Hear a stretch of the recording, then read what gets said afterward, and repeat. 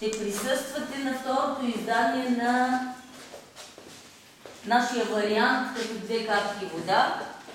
Тази година то няма да има състезателен характер. Миналата година вие не присъствате, затова сега решихме вие да видите вашите деца.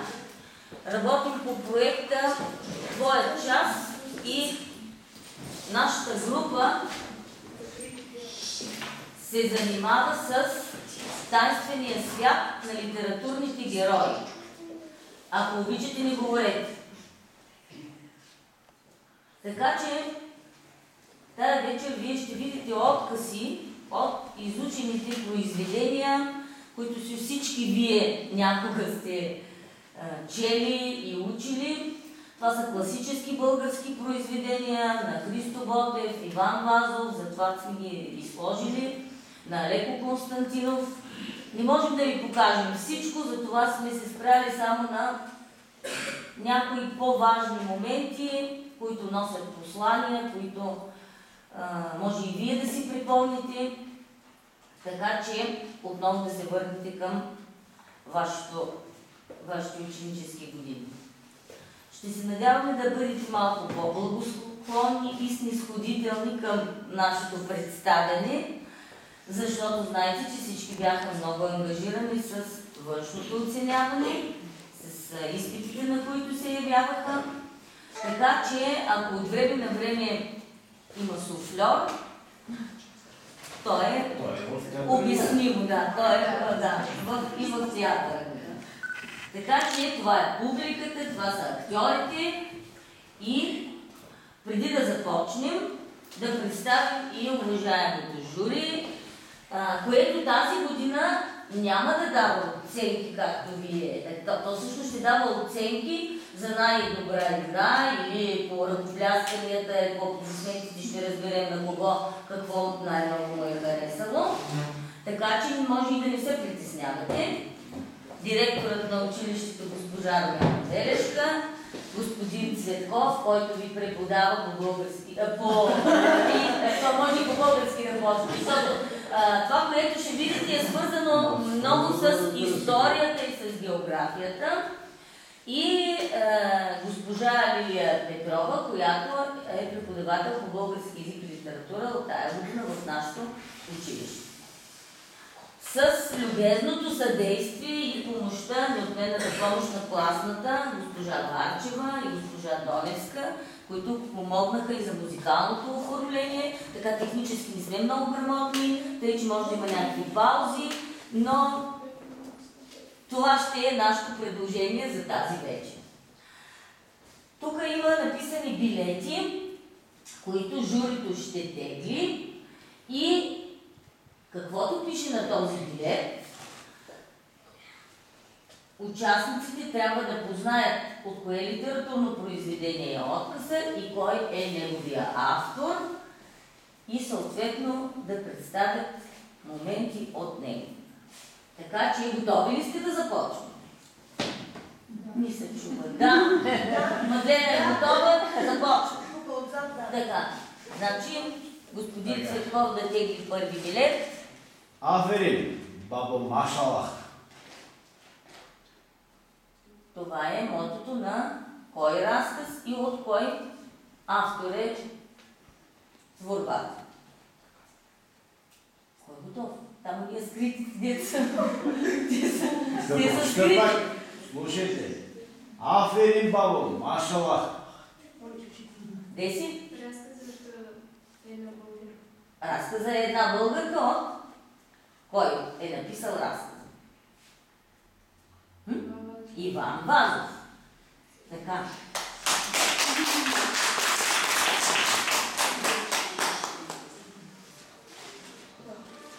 И понеже в разказа става въпрос за разбиването на Ботевата чета на 20 май 1876 година, фонът е свързан точно с този момент.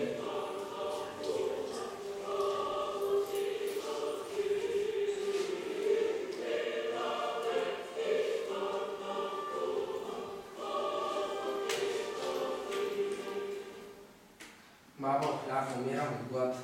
От едни ребе ги гонят сега, Боже Господи. ли да се скрие в селото, баба? Как ще скриеш Челопек? Там е огън сега. Ще те предадат на турците.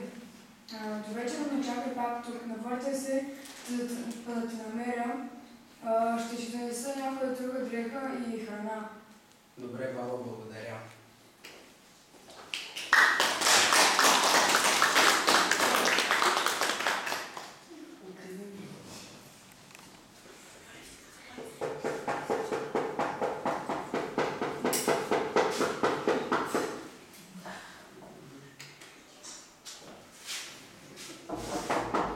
Кой чука? Кой е там? Пак ти ни я трае. Не пущам. Да. Аз съм тръгната единица от Челопек. Какво правиш тук? Сама ли си? Сама съм с внучето. Внучето болна и да му почетеш. Какво ще му правя аз? Ти нищо няма да му направиш, но Бог може всичко. Добре, оставай. Умрял. Какво ще му правя си? Ако му е писано да живее, ще оживее. Ако не, ще умре. Почти му дадеш, че не моляш се. Иди върви да спиш утре. Аз няма да спа тук.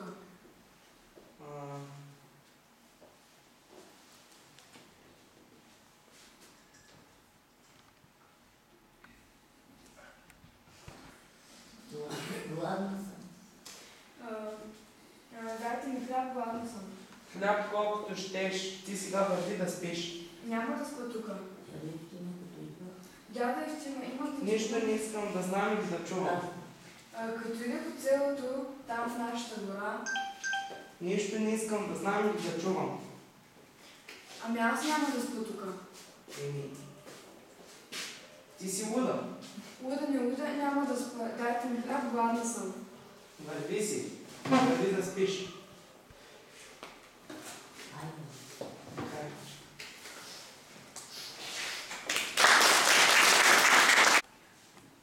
Той сега се беше предрешил на същ селянин с дугла и влашки кожух.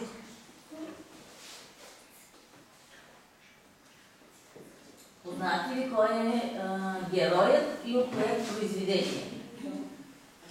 Странно. Дали Странжата? Предрешил се с гугла и с влашки кожух. Кой беше героят? Брачов. Не е Бръчко. Буканина. Дай да ги изведим сега всичките. Добре, кое е произведението? Повестта Немили, не драги, а героят, за който трябва да познаете, е македонски. Героят не си ли спомняте в 10 глава, когато той преминава Дунава? Готови ли сте да...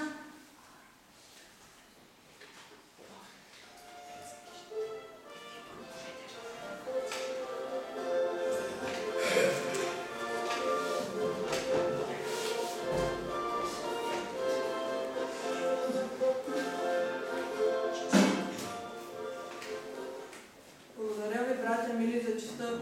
Няма по-голяма радост за мене. Стар къщ, отколкото да се намеря между вас и своя брат. Какво ни трябва друго? Пари ли? За пари ли сме проливали кръвта си?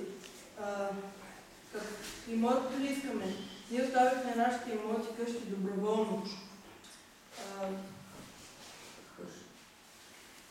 Хъш означава да бъдеш, да гладуваш, да се биеш за България, цената му да бъдеш мъченик. Ще се бием за свободата на България. Да живее България.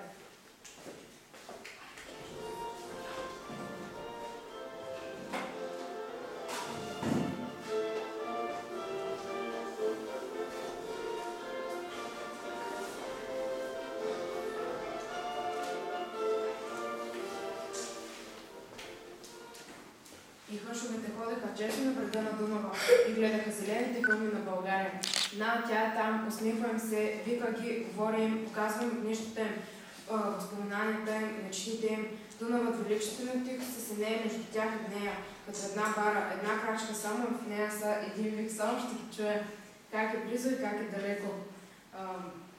О, България, никога не си ни тъй мила, както когато сме вън от тебе. Никога не си ни тъй необходима, както когато те изгубим безнадежно.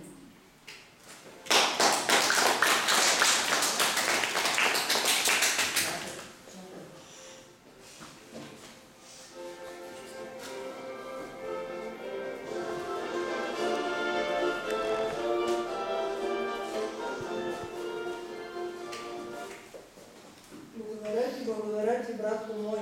Как да ти се отплатя? Само след тия стари паници.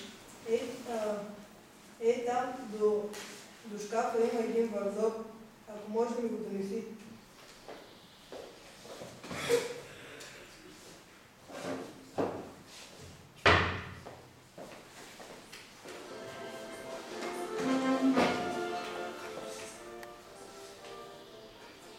Ето ти знамето и мемуар от 1867 година. Пази ги, помни, Ранчето умри за България. Благодаря.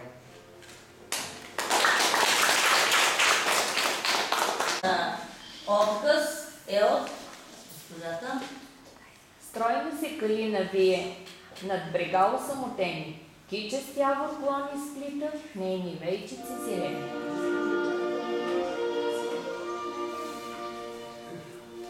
То е ясно. Баладата неразделни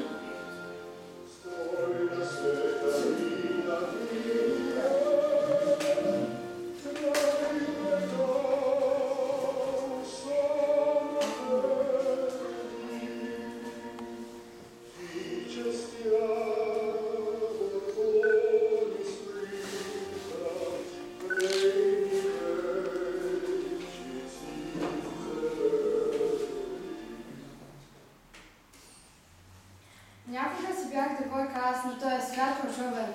Грееше ме драголюбно ясно слънце под небето. Ах, на друго слънце ме не грееше в сърцето. Гледаше ме сутрин, вечер и там и пее двори. И тъжовно аз го слушах той да пее и говори. Първа либе, първа севдо, никак не дей си вайка, че крив за нас не стават, моя татко, твоята майка. Вярна обич, верни думи, има ли за тях развала? За сърцата, що се любят и смъртта не е раздяла. Писано било ни, та ние да се не изберем живи, а погребаха ни там край тази долина. Той израсна кичи стяго, а до него аз калина. Той ме е прегърнал с клони, аз съм в него веки спряла. За сърцата, що се любят и смъртта не е раздяла.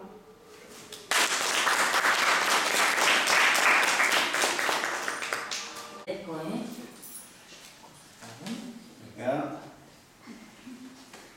Толкова много бяха лястовичките и тъй нагъсто една до друга бяха накацали, че жицата беше обвиснала и натежала като броеница. Много, но все черни.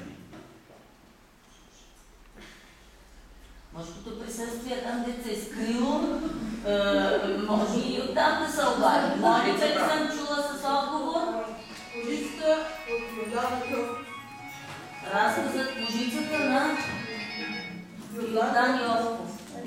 Добре, една секунда само, че тук се обажда.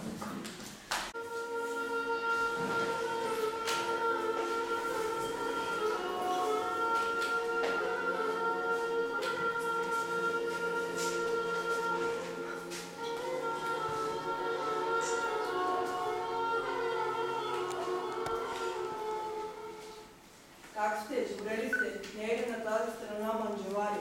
Добре съм, на тази страна е манджелари. Еми, сериозно? Ти май болна имаш. Имам една момичка болна. Тя нашата каквато е. Ти не си дадяваш ли ти? Откъде си? От Сичука в мед, продавам кума, жените много я купуват. Но да не беше ми се случило тази беда. Измряха ми 2-3, още малки. Ето и ми остана само. От залъка съм се отделял да го отгледам. Това лято ме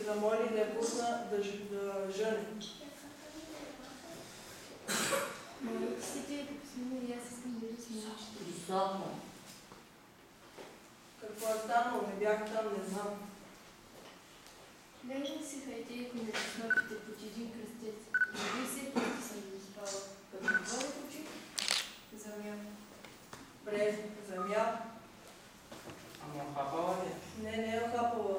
На гърдите мия, взема я, хвърля я.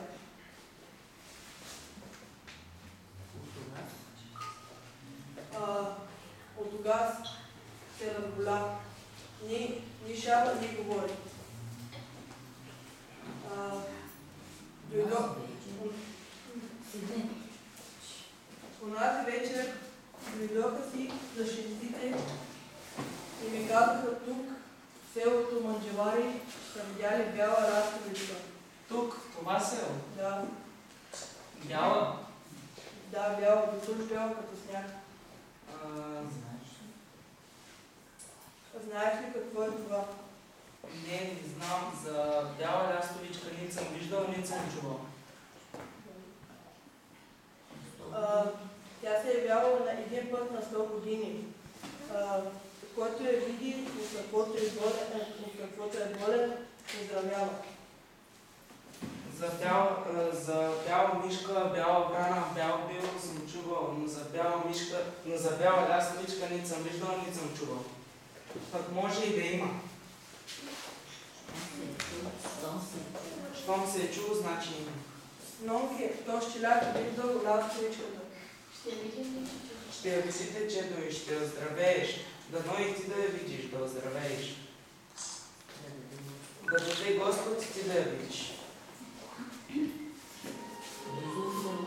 Близо е селото. Сепотеля. Боже, колко мъка има на този свят, Боже. Има още два билета, да. Значи следващият е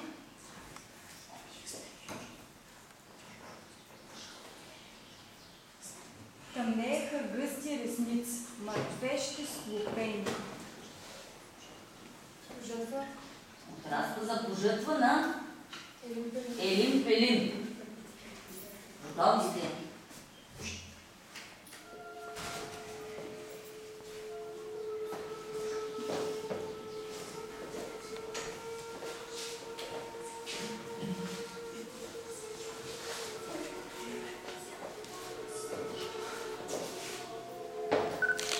Бате, не можеш да позна Пенкиния глас. Да пее през мореда ще го позная.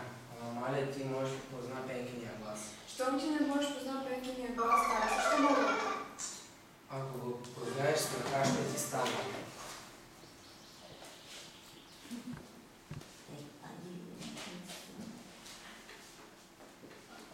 На полето сякаш скръсва ръка, префръхна надеждата, и нея радостта. Полето празнуваше същен празник, погребваха Пенка.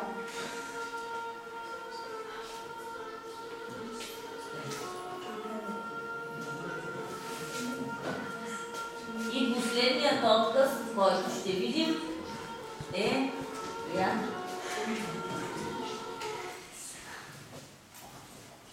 Неща. Благодарим. Гледайте вие. Колко съм ги гледала аз такви с картини и портрети. Кой? Информация Ганю, автора Алеко Константинов. Добре. Една секунда само за да.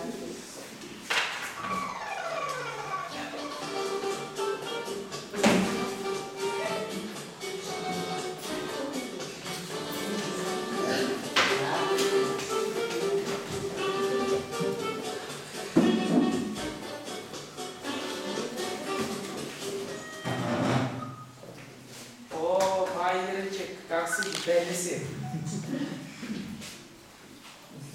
Извинете, Не ме ли позна? не. Нали вие бяхте министър в София на вестник Славяня, как те бяха нацапали, ама нацапали. Аз викам Иречек наш човек, или те викат Иречек такъв, Иречек онакъв, аз викам не тъй.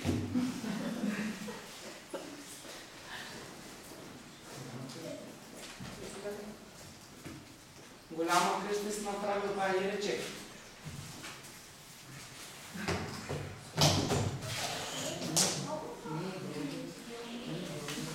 Ние българите сме много гостоприемни.